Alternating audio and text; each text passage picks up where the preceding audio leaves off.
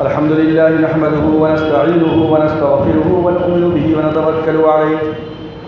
ونعوذ بالله من شرور أنفسنا ومن سيئات أعمالنا من يهده الله فلا مضل له ومن يضلله فلا هادي له ونشهد أن لا إله إلا الله وحده لا شريك له ونشهد أن سيدنا وشفيعنا وحبيبنا ومولانا محمدا عبده ورسوله أما بعد فقد قال الله تبارك وتعالى في القرآن المجيد والفرقان الحميد أعوذ بالله من الشيطان الرجيم بسم الله الرحمن الرحيم فإذا جاءتهم الحسنة قالوا لنا هذه وإن تصبهم سيئة يطيروا بموسى ومن معه ألا إنما طائرهم عند الله ولكن أكثرهم لا يعلمون وقال النبي صلى الله عليه وسلم لا عدوى ولا طيرة ولا هادمة ولا صفر أو كما قال عليه الصلاة والسلام. بارك الله لنا ولكم في القرآن العظيم ونفعنا وإياكم بالآيات والذكر الحكيم. إنه تعالى جواد كريم ملك بر رؤوف رحيم. بزرگان محترم، عزیز ساتھیوں، ماہ سفر سے ہم گزر رہے ہیں، اس لیے میں نے قرآن مجید کی ایسی آیت اور بخاری شریف کی اس روایت کو آپ کے سامنے رکھا ہے کہ جس کے اندر جو سابقہ میں پچھلی امتوں کے اندر نحوست اور بدفعلی کا جو تصور تھا، جو کانسیپٹ تھا زمانے جاہلیت میں، اور اس سے قبل امتوں کے اندر قرآن مجید نے اس کا بھی ذکر کیا ہے، اور حدیث کے اندر ایسے وہ تمام کے تمام کانسیپٹ اور ایسے خیالات جو قرآن اور حدیث کے احکامات سے ٹکراتے ہیں، قرآن مجید نے اس کی قباحت کو بیان کیا ہے اور تفصیل کے ساتھ ذکر کیا ہے کہ ایسے سارے کے سارے کانسیپٹ، خیالات، چاہے وہ ماہ سفر کے متعلق ہو یا کسی کے گھر میں آنے کی وجہ سے کوئی حادثہ پیش آ جائے یا کوئی اور بھی کسی سبب سے آدمی بیمار پڑ جائے، مصیبت میں گرفتار ہو جائے، تو امت مسلمہ کا یہ عقیدہ ہونا چاہیے کہ والقدر خیرہ وشرہ من اللہ تعالی، کہ ہر اچھی تقدیر اور بری تقدیر اللہ تبارک و تعالیٰ کی طرف سے ہے۔ یہ مرد مومن کا ایمان ہے اللہ کی ذات کے اوپر۔ جب ایسا ایمان اور ایسا خیال اور ایسا کانسیپٹ ہمارے معاشرے کے اندر، ہمارے مردوں میں، نوجوانوں میں، بوڑھوں میں، بچوں میں، اور ہماری خواتین ماں اور بہنوں کے اندر بھی اگر ایسے خیالات آ جائیں گے تو بہت ساری جو ہے پریشانیوں کا مقابلہ ہم آسانی کے ساتھ کر سکتے ہیں۔ ورنہ ہوتا کیا ہے کہ تھوڑی تھوڑی سی بات کے اوپر آپ اللہ کے سامنے رونے گڑگڑانے اور اللہ سے معافی مانگنے اور اپنے گناہوں کی وجہ سے شاید میرے اوپر کچھ ایسے خراب حالات آ گئے ہیں، ان چیزوں کی طرف توجہ نہیں جاتی ہماری، اور فوراً ہم نکل پڑتے ہیں فلاں کے پاس، فلاں کے پاس، وہ فلاں کے پاس وہ ایسا کر دیتا ہے، وہ ایسا کر دیتا ہے، اور پھر ہم جو ہے پوری دنیا کے چکر کاٹتے رہتے ہیں اور کبھی چین و سکون نصیب ہی نہیں ہوتا۔ حدیث کے اندر اللہ کے رسول نے زمانہ جاہلیت کے جو طریقے تھے، جو کانسیپٹ تھے، اس کی تردید فرمائی اور اس کو باطل قرار دیا، اور بخاری کے اندر روایت ہے کہ لا عدوہ ولا طیرۃ ولا ہامۃ ولا صفر۔ عدوہ زمانہ جاہلیت میں لوگوں کا خیال تھا کہ اگر ایک شخص کو کوئی مہلک بیماری ہے تو وہ بیماری دوسرے کو لگ جاتی ہے تو لوگ اس سے دور بھاگا کرتے ہیں۔ اللہ کے رسول نے فرمایا کہ اگر اس آدمی کے اندر بیماری کی وجہ سے وہ بیماری تمہارے اندر پیوست کر گئی تو یہ بتاؤ کہ اس پہلے آدمی کو بیماری کہاں سے آئی۔ مطلب اللہ نے پہلے آدمی کو بیماری عطا فرمائی ہے اور تم کو عطا نہیں کیا، تم کو نہیں ملوث کیا اس بیماری کے اندر۔ اگر وہ اللہ چاہے تو ابھی بھی تمہیں بیماری میں مبتلا کر سکتا ہے، اور وہی اللہ اس بات پہ قادر ہے کہ وہ چاہے تو تمہیں اس بیماری سے نجات عطا فرما سکتا ہے۔ جیسا کہ صحابہ کرام نے پوچھا کہ اللہ کے رسول آپ یہ بتائیے کہ اگر ایک بیماری دوسرے کو لگتی نہیں ہے تو ہمارے ایسے اونٹ جو بالکل ہرن کی طرح بھاگتے اور دوڑتے ہیں، لیکن اچانک ایک خارشی اونٹ جس کو کھجلی ہوتی ہے، خارش ہوتی ہے، ایک خارش زدہ اونٹ سے وہ اونٹ قریب ہوتا ہے، یعنی ان میں ملتا ہے، اٹھتا بیٹھتا ہے ساتھ میں، اور اچانک یہ اچھا خاصا اونٹ بھی خارش میں مبتلا ہو جاتا ہے، اس بیماری میں مبتلا ہو جاتا ہے۔ تو آقا نے جواب دیا کہ یہ بتاؤ اگر تمہارا یہ خیال ہے کہ ایک اونٹ جو ہرن کی طرح بھاگتا اور دوڑتا تھا اس کو بیماری اس اونٹ سے لگ گئی تو یہ بتاؤ کہ پہلے اونٹ کو بیماری کس نے دیا۔ مطلب یہ ہے کہ پہلے اونٹ کو بیماری اللہ نے دیا تھا اور اسی اللہ نے دوسرے اونٹ کو بھی بیماری دی ہے، اگر وہ چاہے تو بیماری نہیں بھی دے سکتا ہے۔ تو اللہ کے رسول صلی اللہ علیہ وسلم نے یہ فرمایا کہ ایسا عقیدہ رکھنا کہ اس کی وجہ سے بیمار ہو گیا، فلاں آدمی میرے گھر میں آیا اور میں بیمار ہو گیا، گھر میں بہو آئی اور جو ہے سسر کا انتقال ہو گیا۔ یہ جو ایسے خیالات ہیں، کمزور عقیدہ جو ہے یہ تقدیر کے اوپر اللہ کی ذات کے متعلق، یہ بڑا ہی خطرناک معاملہ ہے ہمارے معاشرے کے لیے۔ بات یہیں پہ نہیں رکتی، آپس میں دو خاندان کے درمیان جو ہے خلش پیدا ہو جاتی ہے اور جھگڑے پیدا ہو جاتے ہیں۔ کئی مرتبہ آپ نے دیکھا ہوگا کہ ایک ہی عامل کے پاس بیوی بھی پہنچتی ہے تو کہتا ہے کہ جو ہے تم کو تمہاری ساس نے کروا دیا، اور اسی عامل کے پاس کبھی بعد میں شوہر پہنچتا ہے، دونوں میں نا اتفاقی ہے، دونوں الگ الگ رہ رہے ہیں، شوہر بھی پہنچتا ہے تو اس کو کہتا ہے کہ تم کو تمہاری ساس نے کرا دیا، اس کو بھی نہیں معلوم، اس کو بھی نہیں معلوم، اور دونوں آپس میں ایک دوسرے سے دور ہیں، دونوں کے قلوب دور ہیں، اور انجانے میں دونوں کے درمیان نفرتیں بڑھتی جا رہی ہیں۔ سکھ ولیج کا واقعہ ہے، جب میں وہاں خطابت کر رہا تھا تو میں ایک جگہ ٹیوشن پڑھاتا تھا، تو یہ کوئی سنی سنائی بات نہیں کر رہا ہوں، یہ خود واقعہ میرے پاس آیا اور میں اس کا چشمدید گواہ ہوں۔ ایسا ہی ہوا وہاں، مجھ سے کہا کہ سمجھائیے دونوں کو، آخر میں باتوں بات میں بات نکلی تو لوگ جان گئے، کسی نے دیکھ لیا کہ بھائی اس کو بھی اس نے یہ کہا تھا، تم کو بھی یہ کہا تھا، لہذا مطلب یہ ہے کہ دونوں کو بیوقوف بنا رہا ہے، میڈیٹر جو ہے علاج کرنے والا دونوں کو بیوقوف بنا رہا ہے اور اپنی روٹیاں سیک رہا، دونوں لڑ رہے ہیں، تو ہے کچھ نہیں، بس ایک وہم، ایک خیالات، پتہ نہیں کسی نے کرا دیا۔ اچھے اچھے لوگ کا عقیدہ بگڑ جاتا ہے، جاننے والوں میں اچھے اچھے لوگ رہتے ہیں، جب مصیبت آتی ہے تو کل ہی ایک دوست ہم سے کہہ رہے تھے کہ لگ رہا ہے کہ مجھے کسی نے کرا دیا جائے، حالانکہ بہت اچھے پڑھے لکھے ہیں ماشاءاللہ۔ میں نے کہا کہ حضرت ذرا اپنے ایمان کو اور مضبوط کیجیے، ما اصابکم من مصیبت الا فی کتاب من قبل ان نبرأها ان ذلک علی اللہ یسیر، کہ تم کو کوئی مصیبت تم کو نہیں چھو سکتی مگر یہ کہ وہ تقدیر کی کتاب میں پہلے فیصلہ ہو چکا ہے، لہذا آپ ایسی باتوں پہ توجہ مت دیجیے، آپ اپنے ایمان کو اللہ کی ذات پہ برقرار رکھیے، مضبوط بنا کے رکھیے۔ تو اللہ کے رسول نے اس کانسیپٹ کو غلط قرار دیا کہ ایک بیماری دوسرے کو لگ جاتی ہے۔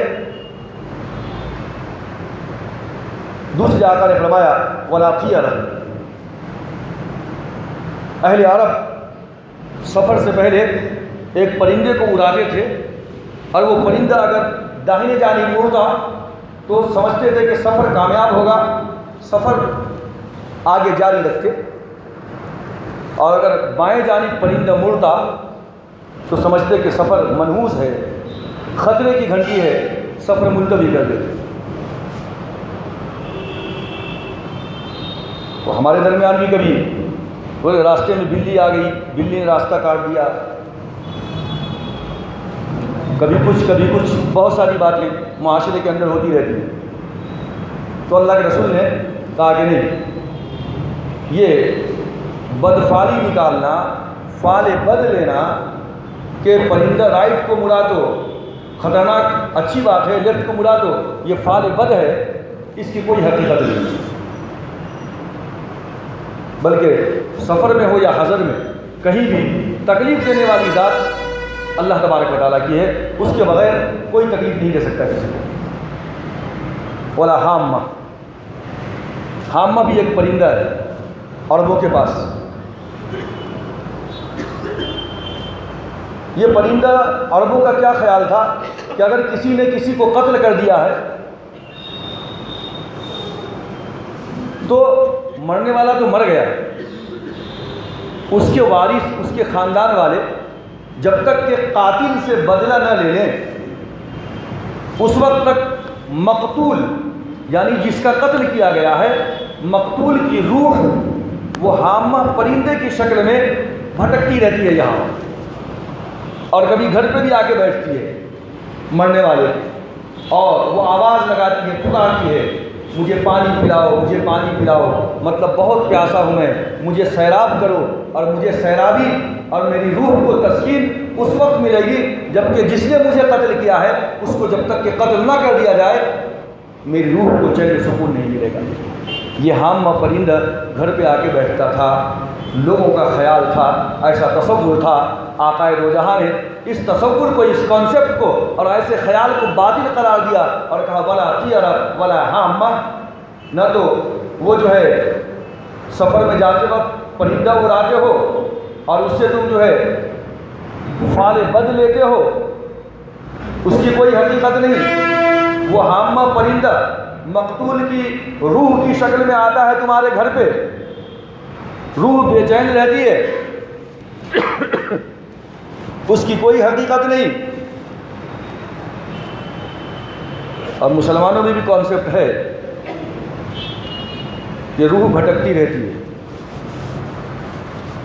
بزرگان محترم، یہ غلط سوچ ہے، یہ غلط کانسیپٹ ہے، یہ غلط خیال ہے، کسی کی کوئی روح کہیں نہیں بھٹکتی، بلکہ باضابطہ احادیث کے اندر معتبر روایتوں میں اس بات کا ذکر ہے کہ کچھ اچھے لوگوں کی روحیں علیین میں ہیں اور روح بد جو ہے وہ سجین کے اندر، اس کا ایک اپنا مقام ہے اور اس کا ایک اپنا مقام ہے، اور یہ روح اللہ کے قبضے کے اندر ہے، فرشتے اس کو اس کی جگہ پہ لے جا کے رکھ دیتے ہیں۔ بعض روحوں کو بالکل چین نصیب ہوتا ہے جو اللہ والے ہیں، جو نیک بندے ہیں، اور بعض روحیں ایسی ہیں کہ جو یعنی فیصلہ ہونے تک وہ پریشانی کے عالم میں رہتی ہیں، جس کو آپ عالم برزخ کہتے ہیں۔ عالم برزخ میں آدمی مر گیا، قبر کے اندر ہے، کیا ہوگا؟ ایسا ہی ہے، روح کو تکلیف پہنچتی ہے، جیسے کہ آپ ایک ڈراؤنا خواب دیکھتے ہیں، کوئی آپ کو چاقو مارتا ہے، آپ کے پیچھے شیر بھاگ رہا ہے، آپ کو کوئی ڈرا رہا ہے، کئی لوگ مل کے جو ہے ایک موب کی شکل میں آپ پہ حملہ کر دیتے ہیں، تو جو ڈر کی کیفیت اس زندگی میں آپ کو آ سکتی ہے، ایسی ہی ڈر کی کیفیت آپ کو قبر کے اندر، اگر آدمی بدماش ہے، نیک نہیں ہے، بدکار ہے، اللہ کے احکامات کو توڑنے والا ہے، رسول کی سنت کا مذاق اڑانے والا ہے، تو ایسے لوگوں کو عالم برزخ میں ایسی کیفیت سے دوچار ہونا پڑتا ہے، اور یہی روح کے اوپر عذاب ہوتا ہے۔ تو روح کہیں قبر سے نکل کے یا کسی کے جسم سے نکل کے یہاں وہاں بھٹکتی ہوئی نظر نہیں آتی ہے۔ آقا دو جہاں نے فرمایا ایسا خیال، ایسا تصور غلط ہے۔ ولا طیرۃ ولا حامہ، حامہ کی کوئی حقیقت نہیں۔ مقتول کی روح حامہ پرندے کی شکل میں بھٹکتی ہے، تمہارے گھر تک آتی ہے، مجھے پانی پلاؤ پانی پلاؤ کہتی ہے، یہ باطل خیال ہے، یہ زمانہ جاہلیت کا کانسیپٹ ہے، اس کی کوئی حقیقت نہیں۔ آگے فرمایا ولا سفر، سفر کے مہینے کو جس طرح ہم اور آپ آج منحوس سمجھتے ہیں، بہت ساری باتیں ہندوؤں کے پاس سے ہمارے معاشرے میں آ گئی ہیں، اور بہت ساری باتیں زمانے جاہلیت سے لے کر آج تک جو ہم پڑھتے ہوئے آ رہے ہیں، اس کو غلط فکر، غلط سوچ کی وجہ سے ہم نے اس ماہ سفر کو بھی منحوس بنا لیا اپنے لیے۔ شادیاں لوگ نہیں کرتے ہیں کیونکہ سفر کا مہینہ منحوس ہے، شادیاں کامیاب نہیں ہیں، رشتے ٹوٹ جائیں گے، کوئی دکان کی اوپننگ نہیں ہوگی، کوئی کار خیر نہیں ہوگا اس مہینے کے اندر، کیونکہ بلائیں نازل ہوتی ہیں، مصیبتیں نازل ہوتی ہیں، پریشانیاں نازل ہوتی ہیں، بہت الرٹ رہنا ہوتا ہے۔ ایسے خیالات ہمارے معاشرے کے اندر، خاص طور پہ جو پڑھے لکھے لوگ نہیں ہیں، جن کو اسلامی معلومات نہیں ہیں، اور زیادہ ہمارے گھروں کے اندر، عورتوں کے اندر، چونکہ ان کو جمعہ کی طرح جیسے آج آپ بیٹھ کر کے چار باتیں سنتے ہیں، کچھ تو معلومات ہو جاتی ہے، اس طرح عورتوں کو سننے کا کچھ موقع ملتا نہیں ہے۔ اور اگر کوئی بیچارہ محلے کے اندر عورتوں کی نشست اور مجلس رکھواتا ہے کہ کچھ باتیں قرآن و حدیث کی عورت تک پہنچائی جائے، تو ہمیں اس بات کی نیک توفیق نہیں ہوتی کہ ہم اپنی خواتین کو وہاں تک بھیجیں تاکہ وہ بھی کچھ سن کر کے آ جایا کریں۔ تو ہماری خواتین کے اندر اور زیادہ یہ کانسیپٹ ہے کہ سفر کا مہینہ بہت منحوس ہے، بہت خطرناک ہے۔ آقا دو جہاں نے فرمایا کہ والا سفر کے متعلق یہ گمان کرنا کہ یہ بہت منحوس ہے، یہ سراسر غلط ہے۔ اچھا، عربوں نے اگر سفر کے مہینے کو منحوس سمجھا تو وہاں پہ ایک چیز ایسی نظر آتی ہے کہ جو ان کے لیے صحیح تھا لیکن ہمارے لیے تو کچھ بھی نہیں۔ مثال کے طور پہ قرآن مجید نے اشہر حرم، یعنی 4 مہینے ایسے تھے جس کو حرام قرار دیا جاتا تھا، مطلب ان مہینوں میں عرب کوئی لڑائی جھگڑا نہیں کرتے تھے۔ ذی قعدہ، ذی الحجہ اور محرم، کنٹینیو 3 مہینے۔ ذی قعدہ میں کوئی لڑائی نہیں ہوگی، امن اور پیس اور سلامتی کے مہینے ہیں۔ ذی الحجہ میں کوئی لڑائی نہیں ہوگی، اور محرم میں کوئی لڑائی نہیں ہوگی، یہ امن و امان کے مہینے ہیں۔ اور ایک رجب کا مہینہ، یہ 3 مہینے کنٹینیو۔ اب یہ عرب کہ لڑائی جھگڑے جن کی گھٹی میں پڑی ہوئی تھی، لڑنے میں بہت مزہ آتا تھا۔ باپ مرتا تو بیٹے کو وصیت کر کے جاتا کہ بیٹا جب تک کہ وہ فلاں خاندان سے بدلہ نہ لے لینا، اس وقت تک چین سے نہ بیٹھنا، مجھے سکون نہیں آئے گا۔ تو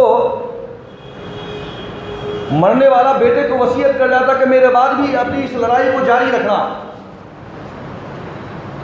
اور میں نے پہلے آپ سے کہا تھا کہ اگر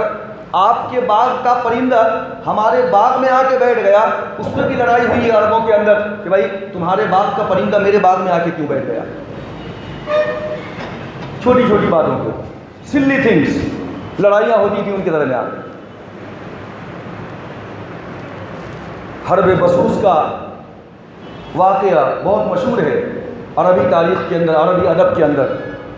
ایک اونٹنی کی وجہ سے کئی 100 سال تک لڑائی چلتی رہی ہے، ایک جانور کی وجہ سے۔ تو ذی قعدہ، ذی الحجہ، محرم، یہ 3 مہینے تک عرب کے ہاتھ بندھے ہوئے تھے۔ اب ان کو لڑائی نہیں، جھگڑا نہیں، کچھ نہیں، چین و سکون نہیں پڑتا تھا۔ جیسے سفر کا مہینہ آیا بس ٹوٹ پڑتے تھے۔ آپسی جو جھگڑا تھا، جو قبائلی جھگڑا تھا، جو خاندانی جھگڑا تھا، یہ تمام کے تمام جھگڑے اب سامنے کھل کر کے آتے تھے سفر کے مہینے میں۔ تو پہلے سے عورتیں ڈرتی تھیں، بچے ڈرتے تھے، بڑے لوگ ڈرتے تھے کہ پتہ نہیں اب کتنے چھوٹے بچے یتیم ہونے والے ہیں، اور کتنی عورتیں بیوہ ہونے والی ہیں، اور کتنے گھر اجڑنے والے ہیں، کیونکہ جو امن و امان کے 3 مہینے تھے وہ ختم ہو گئے۔ اب سفر کے مہینے میں خطرناک لڑائی شروع ہونے والی ہے، اور کتنے ہی گھر اجڑ جائیں گے، کتنے ہی نوجوان موت کی آغوش میں چلے جائیں۔ یہ ڈر تھا، یہ خطرہ رہتا تھا ان کو۔ تو اس بنیاد پہ وہ سمجھتے تھے کہ بھائی سفر کے مہینے میں بڑی پریشانی آ جاتی ہے۔ کیوں؟ ہزاروں میں لوگ مرنے والے، 3 مہینے تک کوئی جھگڑا نہیں تھا، سفر میں لڑائی شروع ہوگی، لوگ مریں گے، تو پہلے سے لوگ ڈر جاتے تھے۔ تو ان کے نزدیک ایک بنیادی وجہ تو تھی کہ سفر کے مہینے میں پریشانیاں آتی ہیں، کس شکل میں؟ کیونکہ لڑائی شروع ہو جاتی ہے دوبارہ۔ لیکن اب بتائیے کہ ہمارے معاشرے میں کون سی لڑائی شروع ہونے والی ہے سفر کے مہینے میں، اور کتنی لاشیں بچنے والی ہیں، اور کتنے گھر یتیم ہونے والے ہیں، کتنے گھر اجڑنے والے ہیں؟ ایسی کوئی کیفیت ہمارے پاس تو ہے نہیں۔ پھر وہاں جو ایک خدشہ تھا، اس بنیاد پہ اگر ان لوگوں نے سفر کو اس حیثیت سے اگر منحوس سمجھ لیا تو بھی تھوڑی دیر کے لیے سمجھنے والی بات ہے، لیکن اللہ کے رسول نے فرمایا کہ وہ بھی کانسیپٹ غلط ہے، اس کی کوئی حقیقت نہیں، بلکہ ہر دن اللہ تبارک و تعالیٰ کا ہے۔ جس نے زمانے کو گالی دیا اس نے گویا کہ مجھے گالی دیا۔ کوئی دن، کوئی مہینہ، کوئی وقت، کوئی لمحہ اگر خراب ہوتا ہے تو بزرگ دوستو یہ انسانوں کے اپنے اعمال کی بنیاد پہ خراب ہوتا ہے۔ اگر کوئی چیز منحوس آپ سمجھتے ہیں اور کسی چیز کو نحوست والی سمجھتے ہیں تو یہ نحوست یہ آپ کے اپنے خود بد اعمال بد کی بنیاد پہ ہوا کرتی ہے۔ قرآن مجید نے حضرت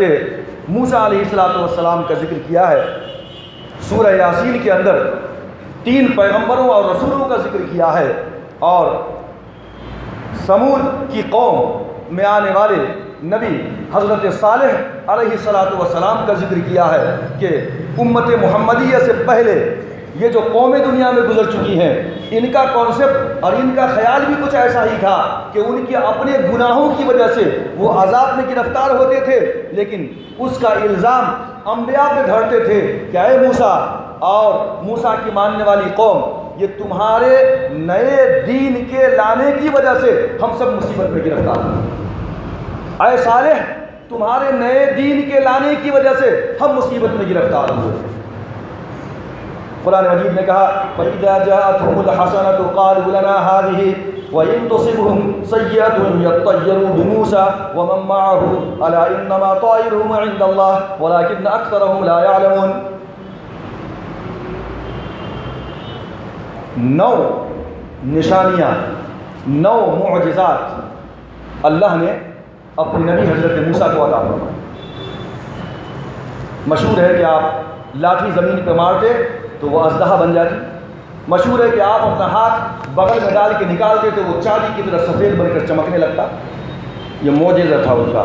اور اس کے بعد جب عصائے موسیٰ کو فرعون نے نہیں مانا، جادو کہا، تو اللہ نے عذاب میں گرفتار کیا، پھر عذاب ختم ہوا۔ ید بیضا کو نہیں مانا، پھر عذاب میں گرفتار ہوا، پھر عذاب ختم ہوا۔ اور اس کے بعد قرآن مجید نے کہا فَأَرْسَلْنَا عَلَيْهِمُ الطُّوفَانَ وَالْجَرَادَ وَالْقُمَّلَ وَالضَّفَادِعَ وَالدَّمَ آيَاتٍ مُفَصَّلَاتٍ فَاسْتَكْبَرُوا وَكَانُوا قَوْمًا مُجْرِمِينَ۔ ہم نے پے در پے یکے بعد دیگرے اسٹیپ بائی اسٹیپ 1 بائی 1 ان کے اوپر عذاب کو بھیجا۔ حدیث میں آتا ہے کہ ہفتے کے دن عذاب شروع ہوتا تھا اور پورا 1 ہفتہ تک وہ عذاب میں گرفتار رہتے، اور پھر روتے دھوتے موسیٰ کے پاس بھاگ کر کے آتے اور کہتے کہ یا موسیٰ ادع لنا ربک بما عہد عندک لئن کشفت عنا الرجز لنؤمنن لک ولنرسلن معک بنی اسرائیل۔ اے موسیٰ، اللہ سے دعا کر دو اگر یہ عذاب ہم سے ختم ہو جائے گا تو ہم جو ہے تمہارے اوپر ایمان لے آئیں گے، تمہارے خدا پہ ایمان لے آئیں گے اور بنی اسرائیل کو آپ کے ساتھ بھیج دیں گے، ہم دعا فرما دیجیے۔ موسیٰ علیہ السلام دعا فرما دیتے، وہ عذاب ختم ہو جاتا، اور اس کے بعد کچھ دنوں تک یہ لوگ اچھے رہتے، خاموش رہتے، جیسے کہ طوفان آیا، خوب بارش ہوئی، اتنا پانی بھر گیا کہ فرعون کے محل میں پانی ہے، تمام قبطیوں کے گھروں میں پانی ہے، تمام کھیتوں میں پانی ہے، اور ساری کی ساری جو ہے ترکاریاں، سبزیاں اور جو ہے غلے تباہ و برباد ہو گئے، اور وہیں بنی اسرائیل کی کھیتیاں لہرا رہی ہیں، ان کے گھروں میں پانی نہیں ہے، ان کے کھیتوں میں پانی نہیں ہے، اور فرعون کے ماننے والے سب کے سب پریشان ہیں۔ طوفان آ گیا پانی کا، 1 ہفتے تک گل گیا سڑ گیا، ساری فصل تباہ ہو گئی، پریشان ہو گئے۔ تو موسیٰ علیہ السلام سے کہا دعا فرما دیجئے۔ موسیٰ علیہ السلام نے دعا فرمایا اور اس کے بعد یہ عذاب ٹل گیا۔ عذاب ٹل گیا، اب پانی آیا تھا، خوب کھیتیاں ہونے لگی، خوب کھیتیاں ہونے لگی۔ پھر سے وہی پرانی روش نہیں مانا موسیٰ علیہ السلام، کہنے لگے کہ ارے یہ تو ہمارا مقدر تھا، یہ ہمارا نصیب ہے، ہم تو اسی اچھائی کے حقدار ہیں کہ طوفان ختم ہو گیا اور ہمارے کھیتوں کے اندر زبردست فصلیں اگ گئی ہیں، ہم اس کے حقدار ہیں۔ فَإِذَا جَاءَتْهُمُ الْحَسَنَةُ قَالُوا لَنَا هَٰذِهِ، جب اچھائی ان کو چھو لیتی تو وہ کہتے کہ یہ ہمارا مقدر ہے، یہ ہمارا نصیب ہے۔ وَإِن تُصِبْهُمْ سَيِّئَةٌ يَطَّيَّرُوا بِمُوسَىٰ، اور اگر تکلیف پہنچ جاتی، اللہ کا عذاب آتا، تو کہتے یہ موسیٰ اور اس کے ماننے والوں کی نحوست کی وجہ سے ہم عذاب میں گرفتار ہو گئے۔ یہ ان کی قوم کا جواب ہونا۔ کھیتیاں خوب لہلہانے لگی۔ قرآن نے کہا وَالْجَرَادَ، پھر یہ حد سے آگے بڑھے، موسیٰ کو جھٹلایا، وَالْجَرَادَ، ہم نے ٹڈیوں کو سے حملہ کروا دیا، ساری کی ساری فصل تباہ ہو گئی، برباد ہو گئی۔ یہی حالت برقرار رہی ایک ہفتے تک۔ پھر موسیٰ علیہ السلام کے پاس آئے، پھر دعا فرمائی موسیٰ علیہ السلام نے، ٹڈی کا عذاب ختم ہو گیا۔ اب اس کے بعد کچھ دنوں تک اچھے رہے۔ بعض روایتوں میں آتا ہے کہ 3 ہفتے تک یہ لوگ جو ہے چپ چاپ رہے تھے، پھر اس کے بعد بدماشی شروع کر دی، پھر موسیٰ علیہ السلام کے خلاف سازشیں شروع کر دی۔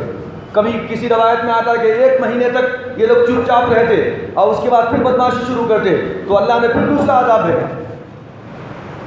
والقمل، قمل کہتے ہیں یہ جو آٹے کے اندر، چاول کے اندر گھن لگ جاتا ہے، گھن، یا انسان کے سروں میں جو جوں ہوتی ہے اس کو بھی قمل کہتے ہیں، یا کبھی کپڑوں کے اندر ایک کیڑا پیدا ہو جاتا ہے اس کو بھی قمل کہتے ہیں۔ اور یہاں پہ مراد مفسرین نے لکھا ہے کہ کئی ایسے طرح کے کیڑے تھے کہ اگر 10 سیر گیہوں کو پسانے کے لیے وہ لوگ لے کر کے جاتے تو اتنے گھن اس میں پیدا ہو جاتے کہ تقریباً 3 کلو آٹا بھی نہیں نکلتا۔ اللہ نے قمل کا عذاب ان کے اوپر بھیج دیا، تمام غلوں کو جما لیا تھا کوٹھیوں میں، گھروں میں، سب کے سب برباد ہو گئے، اور اتنی جوئیں پیدا ہو گئی کہ ان کے بھاؤں تک کو کھا لیا، ان کے بالوں تک کو کھا لیا فرعون اور اس کے ماننے والے تمام کے تمام لوگوں کے۔ یہ اس کیفیت میں وہ لوگ عذاب میں گرفتار ہوئے۔ 1 ہفتے تک یہ عذاب رہا، پھر روتے دھوتے آئے اور کہا اے موسیٰ دعا کرو اللہ سے، ہم ایمان لے آئیں گے۔ موسیٰ علیہ السلام نے دعا کیا، پھر وہ عذاب ختم ہو گیا۔ پھر 3 ہفتے تک صحیح سالم رہے، اچھے رہے، پھر بغاوت شروع کیا اور موسیٰ علیہ السلام کے خلاف پھر جو ہے بولنا شروع کیا، سازش کرنا شروع کیا، وقت دفاع دیا۔ تو اب اللہ نے میڈک کا عذاب دیا، میڈک کا عذاب۔ بستر پہ سونے جاتے تو پورا کا پورا میڈک ان کے اوپر ہوتا، کروٹ نہیں لے سکتے تھے، بیٹھتے تو جو ہے میڈک میں بھر جاتے، ان کے بگونوں اور برتنوں کے اندر میڈک بھر جاتے، جہاں بیٹھتے گھر کے اندر جس حصے میں، ہر جگہ میڈک ہی میڈک پیدا ہو گیا۔ اور عجیب و غریب بات تھی اللہ کا جو ہے کرنا، دیکھیے کہ موسیٰ علیہ السلام کے ماننے والے جتنے لوگ تھے ان کے ساتھ یہ کوئی عذاب نہیں تھا، اور فرعونی جتنے لوگ تھے قبطی فرعون کو ماننے والے، ان کے ساتھ یہ عذاب آ رہا۔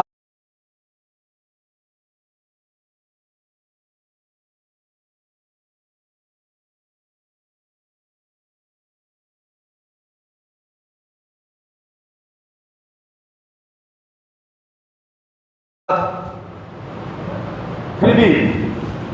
ہوش میں نہیں آئے، 1 ہفتے تک یہ عذاب رہا، اور پھر آ کر کے موسیٰ علیہ السلام سے دعا کروائی، موسیٰ علیہ السلام نے دعا کیا تو پھر یہ میڈک کا عذاب ختم ہوا۔ پھر 1 مہینے تک یا 3 ہفتے تک یہ لوگ شانت رہے،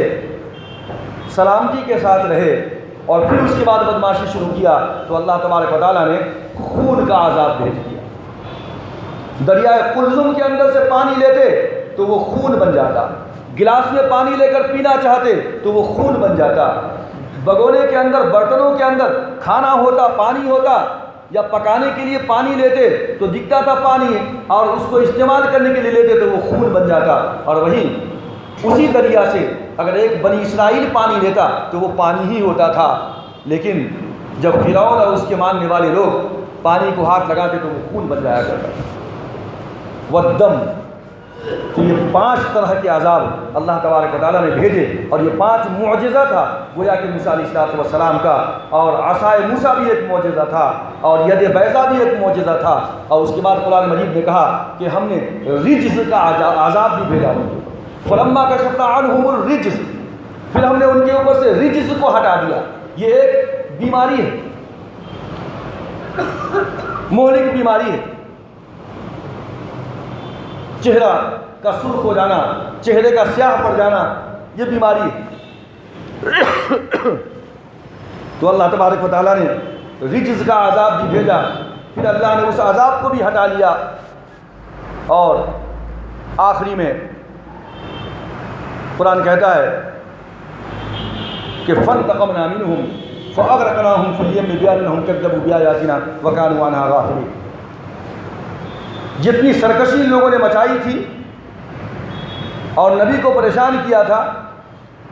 فانتقمنا منہم، ہم نے ان سے بدلہ لیا، فرعون سے بدلہ لیا، فاغرقناہم فی الیم، پھر ہم نے اس کو سمندر میں غرق کر دیا، بانہم کذبوا بآیاتنا، اس جرم کے اوپر کہ انہوں نے ہماری آیتوں کو جھٹلایا تھا اور بہت غافل تھے۔ یہ بھی موسیٰ علیہ السلام کا معجزہ تھا کہ اسی لاٹھی سے آپ نے سمندر پہ، دریائے قلزم پہ جب لاٹھی ماری تو سمندر نے آپ کو راستہ دے دیا، اور لیکن جب فرعون اسی راستے سے گزرنا چاہا تو جو ہے وہ راستہ ٹوٹ گیا اور سمندر دونوں مل گئے آپس کے اندر، یعنی جو دیواریں تھیں بیچ کی، جو راستہ تھا وہ راستہ ختم ہو گیا، اور فاغرقناہم فی الیم، ہم نے سمندر میں اس کو غرق کر دیا۔ تو اس طریقے سے اللہ تبارک و تعالیٰ نے حضرت سیدنا موسیٰ علیہ السلام کو جو ہے یہ 9 معجزات عطا فرمائے، اور مختلف شکلوں کے اندر پروردگار عالم نے فرعون کو اور اس کی قوم کو عذاب کے اندر گرفتار کیا، جیسا کہ میں نے آپ کے سامنے ذکر کیا ہے۔ اور یہ جب جب عذاب آتا تو یہ کہتے کہ فَإِذَا جَاءَتْهُمُ الْحَسَنَةُ قَالُوا لَنَا هَٰذِهِ، جب عذاب سے نجات پا جاتے موسیٰ علیہ السلام کی دعا کرنے کے بعد تو کہتے کہ یہ تو ہمارا مقدر تھا،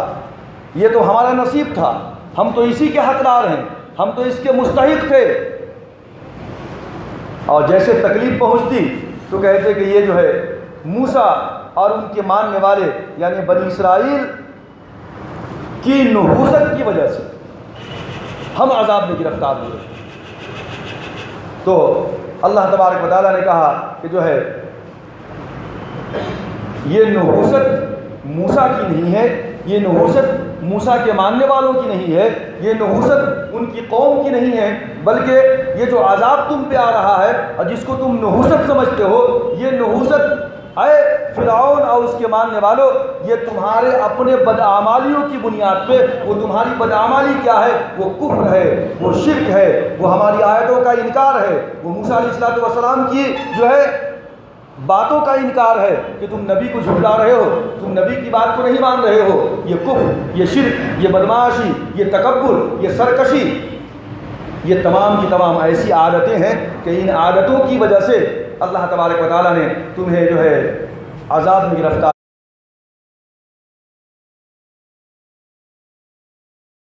تمہارے درمیان تمہارے خود اپنے افعال اور اپنے اعمال کی وجہ سے آئی ہے، نہ کہ موسیٰ علیہ السلام کی وجہ سے اور ان کے قوم کی وجہ سے۔ تو بزرگان محترم، یہ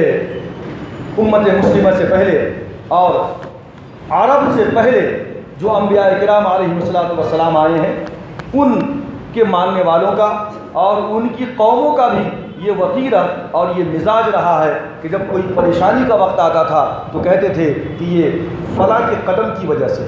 یہ نبی کی نحوست کی وجہ سے ہے، یہ نبی کے نئے دین کی نحوست کی وجہ سے ہم عذاب میں گرفتار ہو رہے ہیں۔ اور اللہ تبارک و تعالیٰ نے کہا ہر زمانے کے اندر کہ نہیں، یہ نحوست نئے دین کی وجہ سے نہیں ہے، نبی کے آنے کی وجہ سے نہیں ہے، بلکہ یہ نحوست ہے لوگوں، تمہارے خود اپنے اعمال، تمہاری بدعمالیاں، تمہاری بدکاریاں، تمہارا کفر، جو تمہارا شرک جو ہے، یہ اصل میں نحوست والا ہے، اور اس نحوست کی وجہ سے تم سب کے سب جو ہے عذاب میں گرفتار ہو رہے ہو۔ تو میں نے آپ سے کہا تھا کہ لا عدوہ ولا طیرہ ولا حامۃ ولا سفر، ایک بیماری دوسرے کو لگتی ہے، اس کی کوئی حقیقت نہیں۔ سفر سے پہلے پرندہ چھوڑ دیتے اہل عرب، قرآن نے کہا کہ اس کی کوئی حقیقت نہیں۔ اہل عرب سمجھتے تھے کہ مقتول کی روح حامہ پرندے کی شکل میں مجھے پانی پلاؤ، مجھے پانی پلاؤ کہہ کر بھٹکتی رہتی ہے۔ آقا نے فرمایا اس حامہ پرندے کی کوئی جو ہے حقیقت نہیں ہے، کوئی اثر نہیں ہے، یہ زمانہ جاہلیت کا خیال ہے۔ اور لوگ سمجھتے تھے کہ سفر کے مہینے میں مصیبتیں اور بلائیں نازل ہوتی ہیں۔ قرآن اللہ تبارک و تعالیٰ نے فرمایا کہ ولا سفر کے متعلق یہ خیال رکھنا کہ بلائیں اور مصیبتیں نازل ہوتی ہیں، اس کی کوئی حقیقت نہیں ہے۔ ایسا خیال، ایسی سوچ اور ایسی فکر ایک باطل ہے اور اسلام کے قاعدہ کلیہ سے ٹکرانے والی ہے۔ تو یہ سفر کا مہینہ ہے، اور سفر کے مہینے کے متعلق جو ہمارے معاشرے اور سماج اور سوسائٹی کے اندر طرح طرح کے باطل خیالات پیدا ہو جاتے ہیں، میں نے اس کی روک اور تھام کے لیے یہ چند باتیں آپ کے سامنے رکھی ہیں۔ انشاءاللہ تبارک و تعالیٰ اسی سفر کے متعلق آئندہ جمعہ کے اندر بھی مزید کچھ باتیں آپ کے سامنے رکھی جائیں گی۔ اپنی بات کو ختم کرنے سے پہلے